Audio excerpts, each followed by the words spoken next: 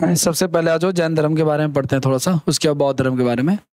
तो देखो, जैन धर्म के जो संस्थापक थे उन्हें तीर्थंकर कहते हैं, और जो सबसे पहले संस्थापक थे उनको, उनका नाम क्या है? ऋषभदेव है। ठीक है ना। टोटल कितने तीर्थंकर है इसमें? 24 तीर्थंकर हैं।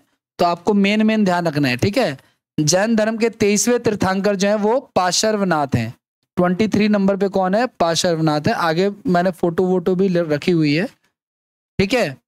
और ये जो पार्श्वनाथ है ना, ये काशी के इक्ष्वाकु वंशीय राजा अश्वसेन के पुत्र है। मतलब इनके पिता का क्या नाम है? अश्वसेन। इन्होंने 30 वर्ष की अवस्था में संन्यास जीवन को स्वीकारा है, और इनके द्वारा दी गई शिक्षा थी क्या?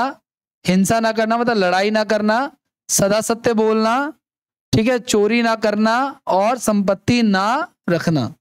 ठीक है। ये सारी बातें जो है वो, अननेसेसरी संपत्ति ना रखना, अगर हो सके तो डोनेट करना, इस सेंस में था ये। ठीक है। अब होता क्या है ना, इनके बारे में, ये जो 23वें तीर्थंकर हैं पार्श्वनाथ, इनके बारे में इतनी जानकारी क्यों दी जा रही है? क्योंकि एग्जाम में जिसके बारे में हमें जानकारी पहले से प्राप्त है उसी से ज्यादा क्वेश्चन पूछे जाते हैं। तो इनके पिता का नाम पूछा गया है। ठीक है। और आपको इनके वंश वगैरह का भी नाम, इनकी कास्ट वगैरह का भी नाम रखना है। आपको बताऊं, जितने भी तीर्थंकर थे ना, ये सारे के सारे राजपूत ही थे, मतलब क्षत्रिय थे सारे के सारे। ठीक है ना। आगे की बात करते हैं, नेक्स्ट देखो। ये 24 तीर्थंकर हैं, हालांकि सबके बारे में क्लियर नहीं होगा, बट पहले है ऋषभनाथ, जो कि इनके सिंबल क्या है? हमारा बैल का सिंबल है। अजीतनाथ, जिनका सिंबल हाथी है। ठीक है। स्टार्टिंग के 1-2 ध्यान रखो आप लोग, और लास्ट के ध्यान रखो, या फिर जो प्रीवियस ईयर में पूछा गया वो ध्यान रखो आप लोग। ठीक है ना। तो पार्श्वनाथ का सिंबल है सांप, और महावीर का सिंबल क्या है? शेर। ठीक है। तो ये सारी चीजें आपको ध्यान रखनी है। बाकी मैंने जानबूझ के सारे नहीं पढ़ा रहा हूं, लेकिन अगर आपको क्वेश्चन मिलेगा तो आपको फिर ध्यान रखना पड़ेगा। ठीक है। भले ही आप यहाँ पे ना पढ़ो, लेकिन आप जब PYQ इसका लगाओगे, प्रीवियस ईयर क्वेश्चन लगाओगे, तो अगर वहां पे मान के चलो रैंडम पूछ लिया कि भाई शांतिनाथ का क्या सिंबल है, तो वो आपको फिर पता होना चाहिए। अगला, सबसे जानकारी हमें महावीर स्वामी के बारे में, तो उन्हीं के बारे में हमें ज्यादा पढ़ना है, और इंपॉर्टेंट भी है, क्योंकि इनको, महावीर स्वामी को क्या कहा जाता है? वास्तविक संस्थापक, है ना भाई? वास्तविक संस्थापक। वास्तविक संस्थापक का मतलब ये होता है वो लोग जो एक्चुअल में जिन्होंने इसको ग्रो कराया है। ठीक है ना। महावीर स्वामी जैन धर्म के 24वें और अंतिम तीर्थंकर थे। ठीक है ना। जैन धर्म के 24वें और अंतिम थे। महावीर का जन्म जो है 599 ईसा पूर्व में कुंडलग्राम वैशाली में हुआ। ये सारी बातें आपको ध्यान रखनी है, सब सारे क्वेश्चन पूछे जाते हैं। इनके पिता का नाम सिद्धार्थ था, जो कि ज्ञात्रक कुल के थे। ठीक है ना। ये ज्ञात्रक कुल के थे। ठीक है। और इनकी माता का नाम क्या था? इनकी माता का नाम त्रिशला था, जो कि लिच्छवी के राजा चेटक की बहन थी। ठीक है। माता त्रिशला, पिता का नाम सिद्धार्थ, कुल ज्ञात्रक, 599 ईसा पूर्व। महावीर स्वामी के बारे में देख लो आप लोग। जन्म 599, कुंडलग्राम वैशाली, पिता का नाम सिद्धार्थ, माता का नाम त्रिशला। ठीक है ना। त्रिशला या फिर विदेह दत्ता, हालांकि ये नाम पूछा नहीं जाता, आता तो यही नाम है। इनके बचपन का नाम वर्धमान था। ठीक है ना। इनकी पत्नी का नाम यशोदा था। ठीक है। इनकी पुत्री थी प्रियदर्शना, है ना। अरोजा या फिर प्रियदर्शना एक ही बात है, तो ये नाम पूछा जाता है, ये नाम नहीं देखने को मिलता एग्जाम में।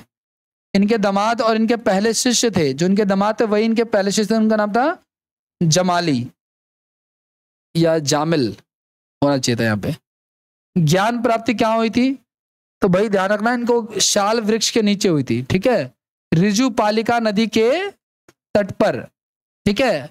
और जिम्बिक गांव है एक, वहां पे उसके पास इन्होंने अपना पहला उपदेश जो है वो राजगिरी में दिया था। ठीक है। किस नदी के किनारे? बराकर नदी के तट पर। अपना जो उपदेश दिया उसकी भाषा क्या थी? उपदेश की भाषा थी प्राकृतिक भाषा या अर्धमगधी भाषा। इनकी मृत्यु जो है, देखो पहली बात तो जैन धर्म में जो मृत्यु होती है उसे क्या कहते हैं? इसे महापरिनिर्वाण कहा जाता है। क्या कहा जाता है? इसे महापरिनिर्वाण कहते हैं। ठीक है ना। जैन धर्म का इसका सेम है, शायद इसको निर्वाण कहते हैं, उसको महापरिनिर्वाण कहते हैं। 527 ईसा पूर्व में हुई थी। और कहां पे हुई थी? पावापुरी में हुई थी, मल गणराज्य में, ठीक है।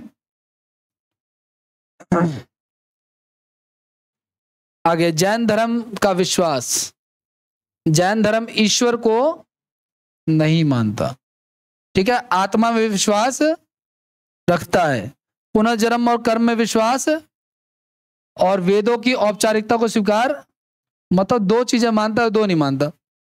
भगवान को नहीं मानता, और भगवान को अगर मानता तो फिर नए धर्म की बात ही क्या, तो पुराने में एडजस्ट कर लेते, है ना। तो भगवान को नहीं मानता और वेदों को भी नहीं मानता, वेदों की बातों को खंडित करता है कौन?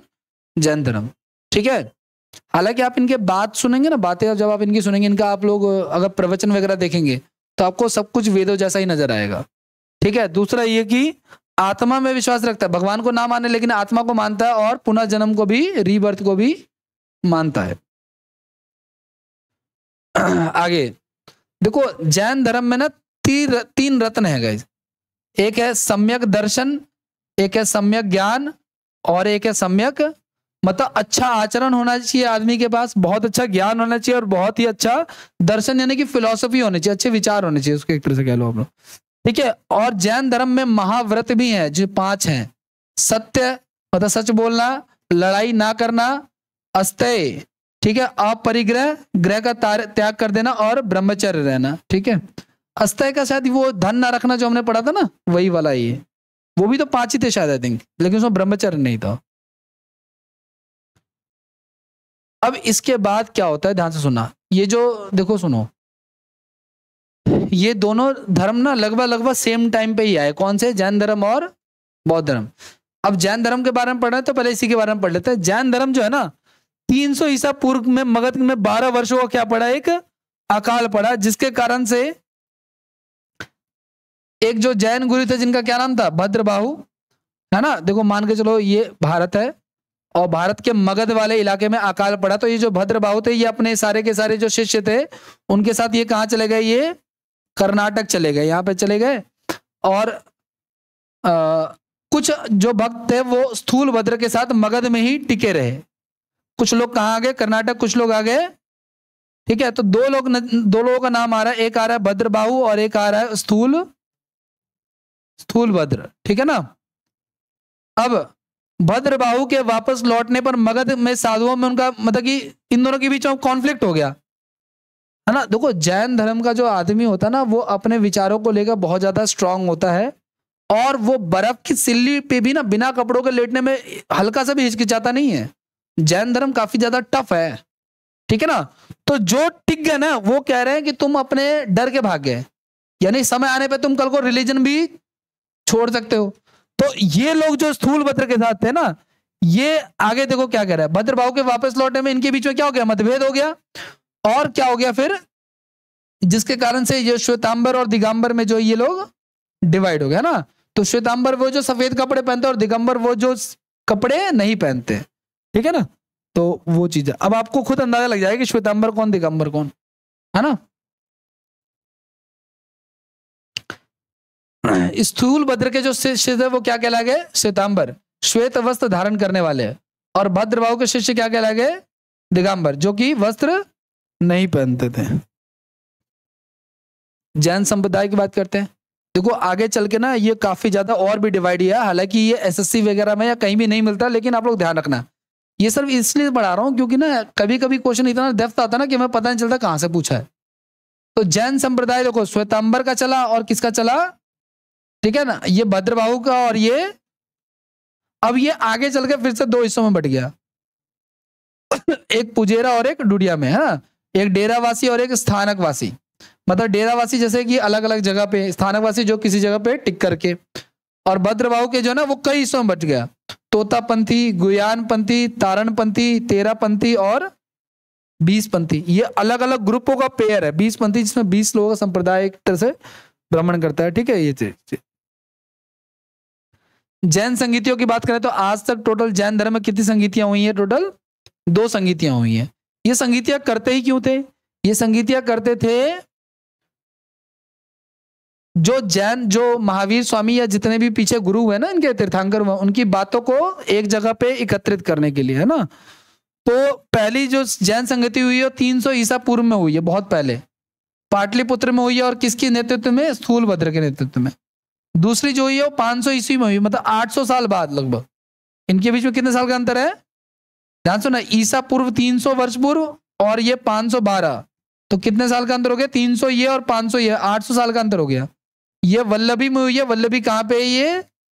ये गुजरात में है, ठीक है ना। और ये क्षमा श्रवण के नेतृत्व में कंप्लीट हुई है, ठीक है।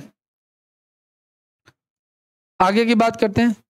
जैन धर्म को मानने वाले कुछ राजा, कौन कौन से राजा मानते थे? तो भाई उदाइन मानता था, ठीक है, वंदराज चंद्रगुप्त मौर्य, खारवेल, राष्ट्रकूट राजा अमोघ वर्ष और चंदेल शासक इसको मानते थे। और क्या क्या इसके अंदर देखो, सुनो, कर्नाटक में ना एक बाहुबली की मूर्ति है बड़ी सी, ठीक है ना, तो उसको गोमतेश्वर की मूर्ति बोलते हैं या उसको बाहुबली की मूर्ति भी कहा जाता है। उस मूर्ति को, वो मूर्ति कहां पे है? कर्नाटक के श्रवणबेलगोला में, जहां पे चंद्रगुप्त मौर्य ने अपने प्राण त्यागे थे। इसको बनाया किसने था? तो इसको बनाया था, इस मूर्ति को किसने बनाया था? तो मैसूर के गंग वंश के मंत्री चामुंड के प्रोत्साहन से ये मूर्ति बनाई गई थी, ठीक है ना। श्रवणबेलगोला में बाहुबली की मूर्ति है और ये 10वीं शताब्दी के आसपास बनी, ठीक है। इसके अलावा खजुराहो के जो जैन मंदिरों का निर्माण जो है वो चंदेल शासकों के द्वारा किया गया, यानी ये चंदेल शासक अलग है, ये वाले है ना, और ये जो गंग वंश है ये अलग है। नेक्स्ट, मौर्योत्तर युग में मथुरा जैन धर्म का प्रसिद्ध केंद्र था, ठीक है। ध्यान सुनना आप लोग, जब मौर्य काल चल रहा था उस समय मथुरा जो था, मथुरा यहाँ पे जो हमारा वाला मथुरा है, वहां पे जैन धर्म बहुत ही ज्यादा फेमस है, आज भी फेमस है वो तो, क्योंकि जितने भी जैनिज्म वो भगवान कृष्ण को मानते हैं वो वहां पे रहते हैं, ठीक है ना। मथुरा कला का संबंध किससे है? मथुरा कला का मतलब ये हो गया कि उसमें जिस तरह का डिजाइन बनाया जाता था, बिल्डिंगें बनाई जाती थी या चीजें बनाई जाती थी, जैन तीर्थंकरों की जीवनी भद्रबाहु के द्वारा रचित कल्पसूत्र में है। जितने भी जैन तीर्थंकर हुए, कितने हुए टोटल? उनकी जानकारी किसके अंदर है? कल्पसूत्र में। जिसको किसने लिखा है? भद्रबाहु ने, ठीक है ना। भद्रबाहु वो जो कर्नाटक चला गया था, ठीक है। अब अगला क्या था हमारा? बौद्ध धर्म। अब इसको यहीं रोक देते हैं, इसको करेंगे नेक्स्ट क्लास में, ठीक है।